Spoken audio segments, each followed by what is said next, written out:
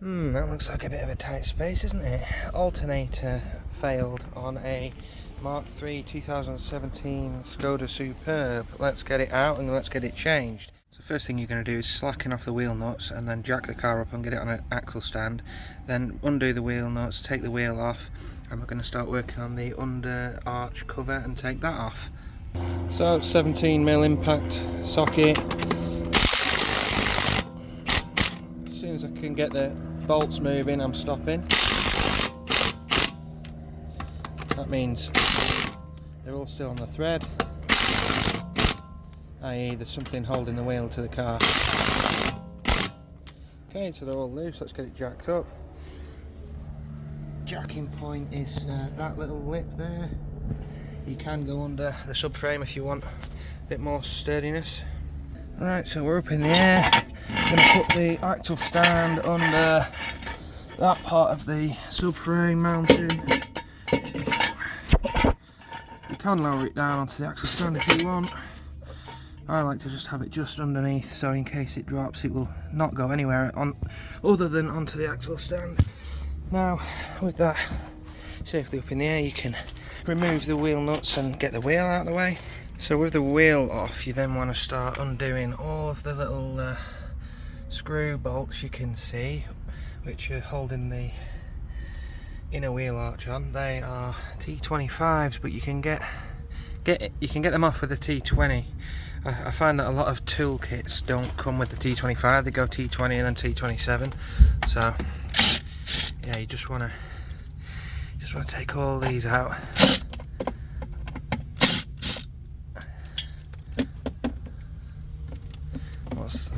That's number 3. Obviously don't lose your bolts. Luckily I'm in a place where they can't go far if they drop, so I won't lose them, and if I wasn't holding a camera I would be catching them. Anyway, once you've got all these off that are visible here, you're going to want to go under the front bumper, and you're going to want to undo a few more under the front bumper that connect the arch to the front bumper. So I don't know how many that is, but you can count yourself if you want. Obviously if it's not loose, then you've missed one. There is a tricky one up here. Well, it's not tricky, but you might miss it. Right, so that's all the main ones done, and we can verify that by this will now move somewhat freely. It is hooked behind the lip of the arch, so once you get that off, you can see all that's free, all that wants to come. The only thing that's holding it on now is this bit here. So what you'll need to do for this is, still with your T20 or your T25, just come underneath, and you've got one here which needs to be undone, one here which needs to be undone, and one here which needs to be undone, and that should fully release the whole thing from the arch. With that out of the way, you can get to your engine now. You probably have a bottom engine cover on yours. I've took mine off at the moment because I have an oil leak to fix, so I've got that to sort out, and I don't want it all leaking on my engine tray, so that's that. Now we're going to have to go in here, and just there you can see the alternator, and next to it is the tensioner, and below that is compressor for the AC system. So unfortunately all that's going to have to come out. So the first thing you're going to do here is get a 16mm spanner onto the centre of the tensioner, and with that you can move the tensioner out of the way, and if you get a long enough one or a socket that will fit in, you can get it to not slip like that. Let's just try getting the crow's foot end on, and then once you've got enough slack you can pop the belt off. I'm just going to do that with my other hand. So that's the belt off. So now what we're going to do is we need to take the pump off, but also the tensioner, and to get to the tensioner, or to get the tensioner off, you need to undo that bolt there, and it's behind the wheel. So to clear that, you need to put the tensioner into its retained position, and to do that you need to, if I can show you, you need to get that hole there in the centre lined up with that hole there and stick something through it. I've got a timing pin to do so. You could use a Allen key or something like that. To get them to line up, you just put tension on the tensioner and wind it back until they align. So I'm going to do that now. So we're going to need to take this clip off the back of the AC compressor. That will allow us to get some movement when we remove it. These pipes that are connected to it, leave them connected. They are rubber further up, so they allow for enough movement to swing the whole thing out of the way. Next thing you want to do is undo this 13mm bolt and that 13mm bolt, and then hopefully we should be free. Once you've got them two out, the last one is there. Get that baby out and she should come away, unless you've got a really old crusty one and it's all sort of mangled together and fused, in which case you'll have to pry it away. Right, okay, so that's that off, and I've just got it sat down there out of the way. It just gives us enough room to get the alternator out. Next thing is going to be to remove this tensioner, so I've got it locked up in place, and you can see the piece of the timing tool, the timing kit. Oh, I've not got it in the right place there.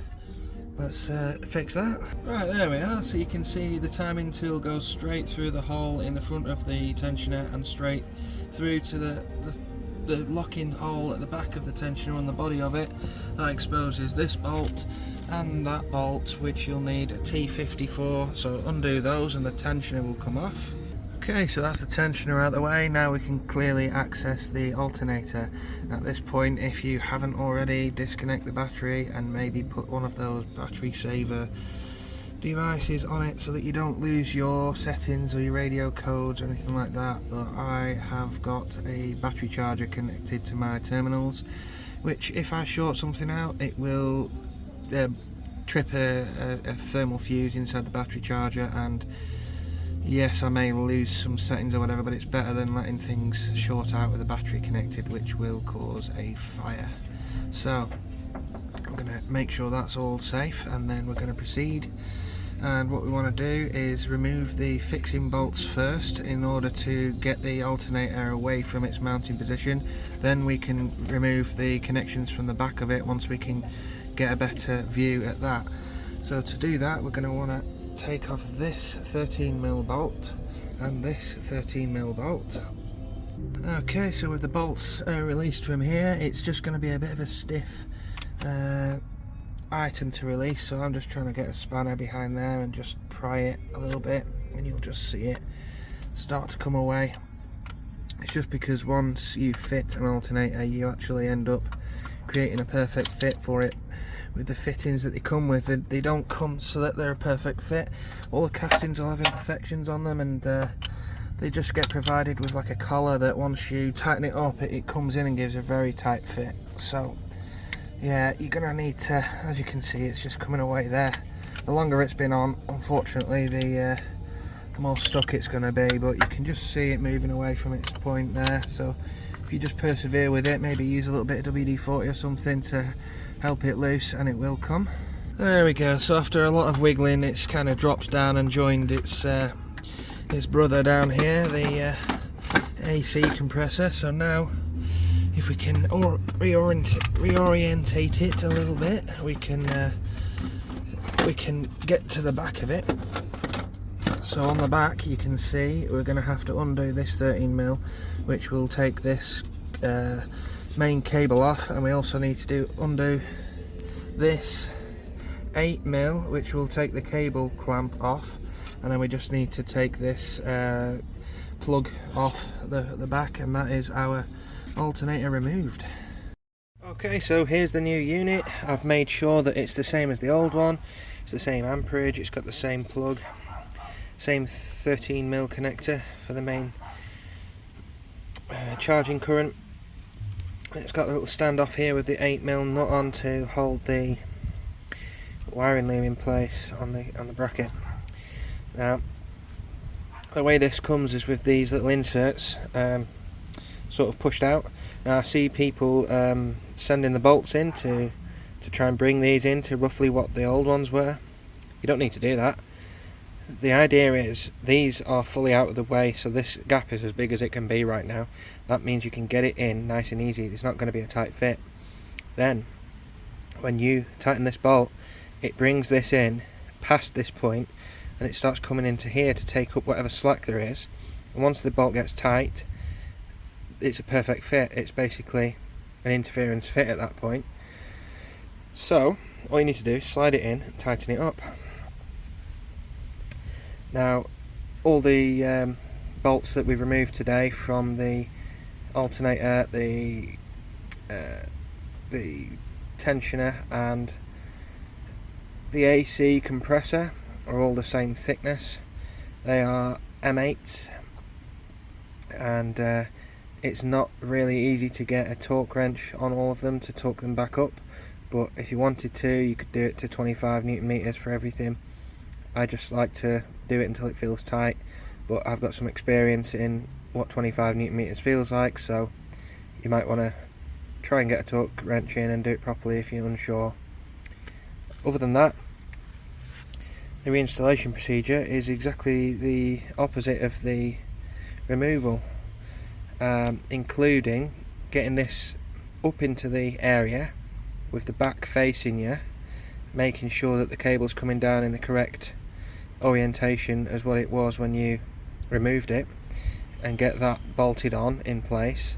Get your loom bolted on on your standoff there, and get your clip plugged in at the back. Then you can move it into its final place and bolt it in, tighten it up, put the tensioner back on, put the AC compressor back on, then put the belt back on, and then take some tension off the tensioner so you can remove the pin, and then you can let that down onto the belt to get your tension back. After that, it's just a case of refitting the under arch cover and the splash pan if you have yours, which at the moment mine's off anyway, and then you can put the wheel back on, torque the wheels up and let the vehicle down. Job done.